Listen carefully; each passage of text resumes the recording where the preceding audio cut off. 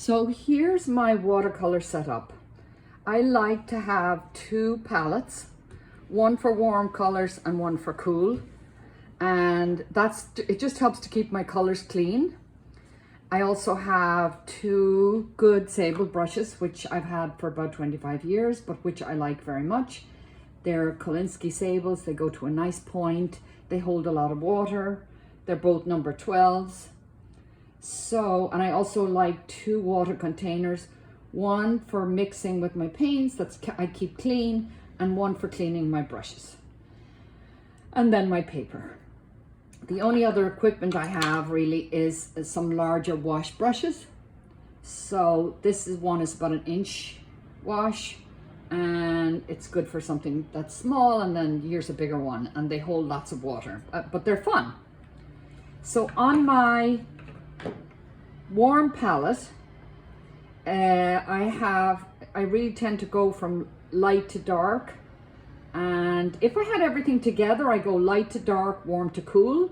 But for this kind of a setup, I like to have two separate palettes.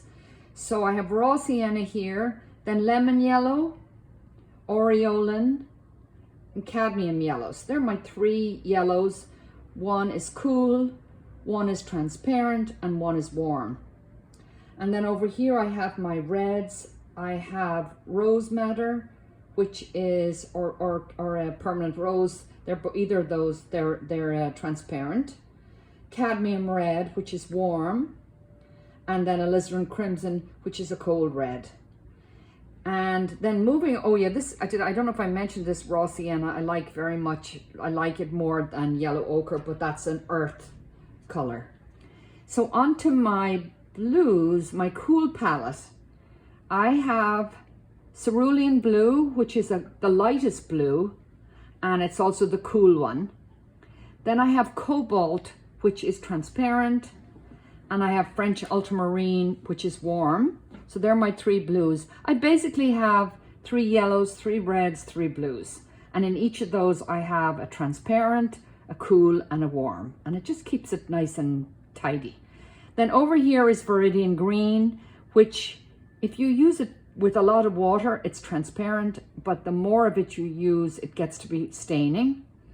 And this here just was in the tray. It's Payne's Gray, which is very helpful for value studies, but really you can use anything dark for a value study.